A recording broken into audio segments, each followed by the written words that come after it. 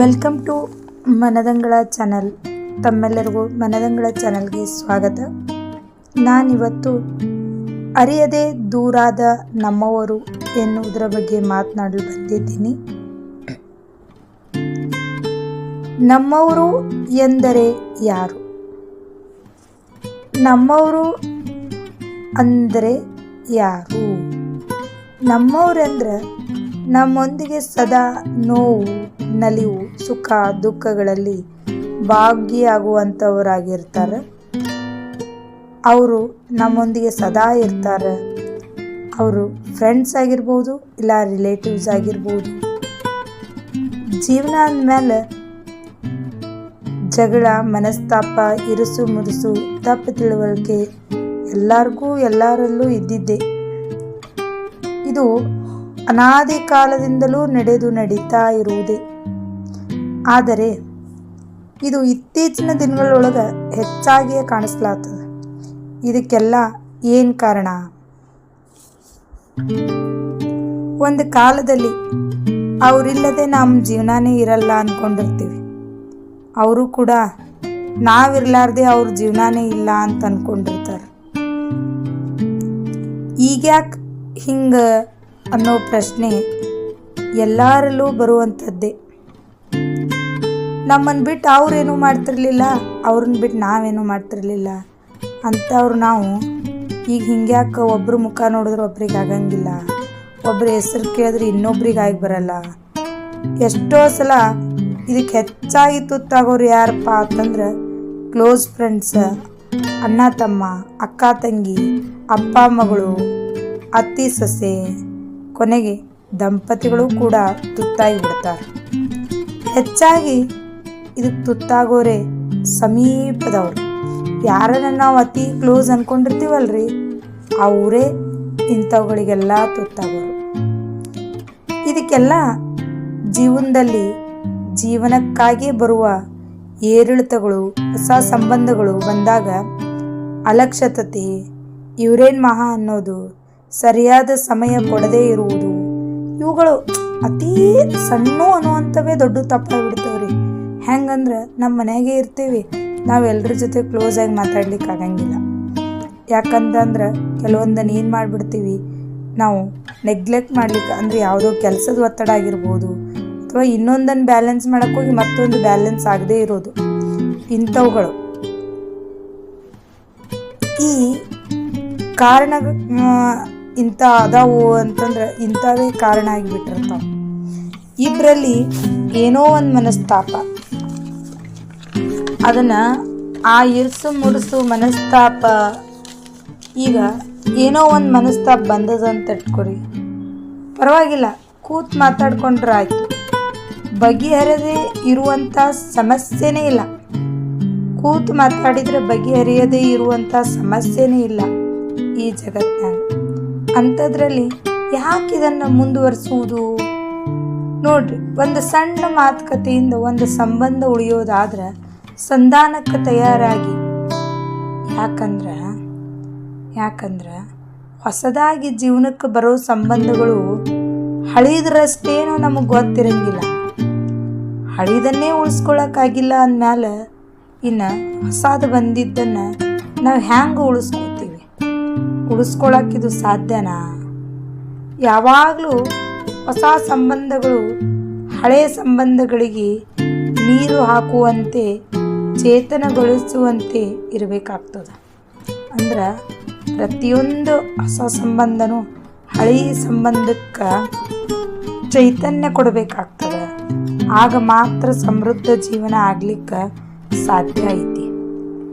ಏನಾದರೂ ಆಸ್ತಿಗಾಗಲಿ, ಶ್ರೀಮಂತಿಕೆಗಾಗಲಿ, ಅತಿ ಆಸೆಗಾಗಲಿ, ಮಾತಿನ ಏಟಿನಿಂದಾಗಲಿ, ಅಥವಾ ಕೆಲಸದ ಒತ್ತಡದಿಂದಾಗಲಿ, ಅಥವಾ ಮನೇಲಾದ್ರೆ ನಾವೇ ಜಾಸ್ತಿ ಕೆಲಸ ಮಾಡಬೇಕೇನೋ, ಅವರೇ ಯಾಕೆ ಮಾಡಂಗಿಲ್ಲ, ಅವರಿಗೆ ಹೆಚ್ಚು ಮಾಡ್ತಾರೇನೋ, ನಮ್ಗೆ ಯಾಕೆ ಅವ್ರು ಮಾಡಂಗಿಲ್ಲ, ಅವ್ರು ಕಾಣೋ ದೃಷ್ಟಿ, ಇಂಥ ಹಠಾತ್ ಬದಲಾವಣೆಗಳು ಕಂಡು ಬಂದಲ್ಲಿ 1 ಗಂಟೆ ಕೂತು ಮಾತಾಡಿ ಬಗೆಹರಿಸ್ಕೊಳ್ಳೋದು ಉತ್ತಮ.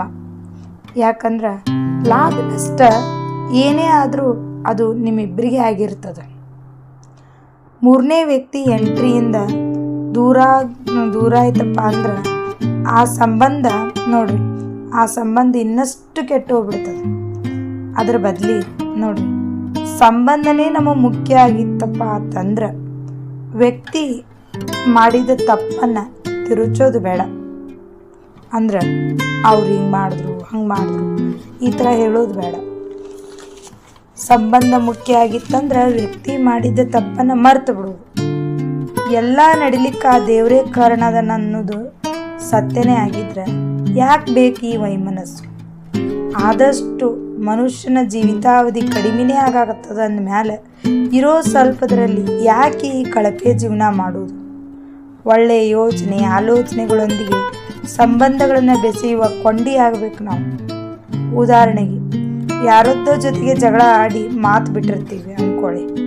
ಅವ್ರು ಇನ್ನೆಲ್ಲೋ ಮದುವೆಲೋ ಮುಂಜುವಿಲೋ ಭೇಟಿ ಆದ್ರಪ್ಪ ಅಂತಂದ್ರೆ ಸೇರಿರೋ ಜನರಲ್ಲಿ ಸುಮ್ಮನೆ ಒಂದು ಇರಿಸು ಮುಡಿಸು. ಅವ್ರು ಅದನ್ನು ಮುಂದುವರೆಸಿದ್ರು ಕೂಡ ನಾವು ಬಿಟ್ಬಿಡೋಣ. ಯಾಕಂದ್ರೆ ಒಳ್ಳೆಯ ಕ್ವಾಲಿಟಿ ಇರೋ ಮನುಷ್ಯ ಇಂಥವುಗಳನ್ನು ಅಪೋಸ್ ಮಾಡ್ತಾರೆ. ಯಾಕಂದ್ರೆ ಅದು ವ್ಯಕ್ತಿತ್ವಕ್ಕೆ ಕೆಟ್ಟಸ್ತನ ತರ್ತದೆ. ನೋಡಪ್ಪ, ಇವ್ರ ಮಾತು ಬಿಡೋದು ಸಣ್ಣ ಕೆಲಸ ರೀ ಅದು. ಅಂದ್ರೆ ಯಾರೊಂದಿಗೆ ಜಗಳ ಮಾಡ್ಕೊಳ್ಳೋದು, ಅವ್ರ ಜೊತೆಗೆ ಚೆನ್ನಾಗಿ ಮಾತಾಡದೇ ಇರೋದು, ಇಂಥವುಗಳೆಲ್ಲ ಭಾಳ ಸಣ್ಣ ಕೆಲಸಗಳು.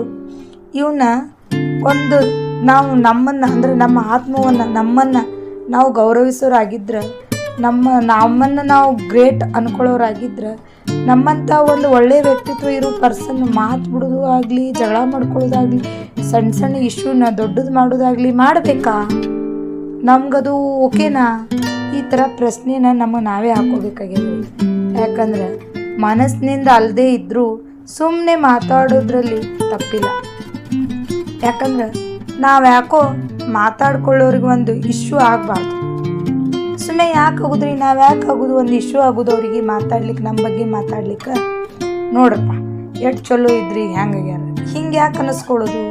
ಸುಮ್ಮ ಮಾತಾಡ್ಬಿಡುನು, ಅದು ಏನಾರ ಇರಲಿ, ನಮ್ಮದು ಸೆಕೆಂಡರಿ, ಹೌದಲ್ಲ?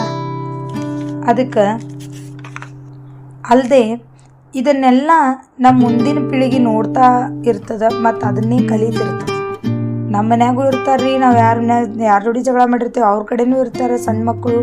ಅಂದಮ್ಯಾಗ ಮುಂದೆ ಇಂಥ ಸಮಸ್ಯೆಗಳು ಬರಬಾರ್ದು ಅಂದ್ರೆ ಹೀಗೆ ಕ್ಷಮಿಸಿಬಿಡೋದು, ಇಲ್ಲ ಕೂತು ಮಾತಾಡ್ಲಿಕ್ಕೆ ಟ್ರೈ ಮಾಡೋದು. ಸಾಧ್ಯ ಆದ್ರೆ ಕೆಟ್ಟದ್ದಾದ್ರೆ ಮರ್ತು ಬಿಡೋದು ಉತ್ತಮ. ಯಾಕಂದ್ರೆ ಉತ್ತಮದ್ದಾದ್ರೆ ನಾವೇನು ಮಾಡ್ಬೇಕು, ಅದನ್ನು ನೆನಪು ಹಾಕೋಂತ ಹೋಗ್ಬೋದು. ಕೆಟ್ಟದ್ದು ಬೇಡ, ನಾವು ಮರ್ತು ಬಿಡೋದೇ ಇಲ್ಲಿ ಉತ್ತಮ. ಯಾಕಂದ್ರೆ ನಾವು ಏನೋ ಒಂದು ಸಾಧನೆ ಮಾಡಿ ನಿಂತಾಗ ಕ್ಲಾಪ್ ಸಾಕಾಕಾದ್ರೂ ನಮ್ಮವ್ರು ಅಂತೇಳಿ 4 ಮಂದಿ ಇರಬೇಕು. ನಮ್ಮವರು ಪಟ್ಟಟ್ಟು ಖುಷಿ ಬೇರೆ ಯಾರೂ ಪಡಂಗಿಲ್ಲ. ನಮ್ಮವರು ನಮ್ಮ ಜೊತೆಗೆ ಸದಾ ಇದ್ರಪ್ಪ ಅಂದರೆ ನಾವು ಏನನ್ನ ಬೇಕಾದರೂ ಸಾಧಿಸ್ಲಿಕ್ಕೆ ಆಗ್ತೈತಿ. ಆ ಸಾಧನೆಯನ್ನು ನೋಡಿ ಕ್ಲಾಪ್ ಸಾಕಾಕಾದ್ರೂ ನಮ್ಮವರು ಬೇಕು. ಈ ನಿಟ್ಟಿನೊಳಗೆ ವಿಚಾರ ಮಾಡಿ ಬದುಕನ್ನು ಸುಂದರ ಮಾಡ್ಕೊಳ್ಳೋಣ. ಯಾವುದು ಅಜಾತ ಶತ್ರು ಅಂತ ಕರೀತಾರೆ, ಯಾರು ಶತ್ರುನೇ ಇಲ್ದವ್ರಿ. ಸೊ ಆ ಥರ ನಾವು ಕೂಡ ಆಗೋಣ. ಯಾರ ಜೊತೆಗೂ ವೈಮನಸ್ಸು ಇಟ್ಕೊಳ್ಳಾರ್ದಂಗೆ ಬದುಕಿ ಬಾಳೋಣ ಅಂತ ಹೇಳ್ತಾ ಇವತ್ತಿನ ಈ ಮಾತನ್ನು ಮುಗಿಸೋಣ. ನಿಮ್ಗಿಷ್ಟ ಆಗಿದ್ರೆ ಲೈಕ್ ಮಾಡಿರಿ, ಶೇರ್ ಮಾಡಿರಿ, ಸಬ್ಸ್ಕ್ರೈಬ್ ಮಾಡಿರಿ. ಇನ್ನೂ ಹೆಚ್ಚೆಚ್ಚು ಒಳ್ಳೆಯ ವಿಷಯಗಳ ಬಗ್ಗೆ ನಾವು ಮಾತಾಡೋಣ. ಥ್ಯಾಂಕ್ ಯು, ಧನ್ಯವಾದಗಳು.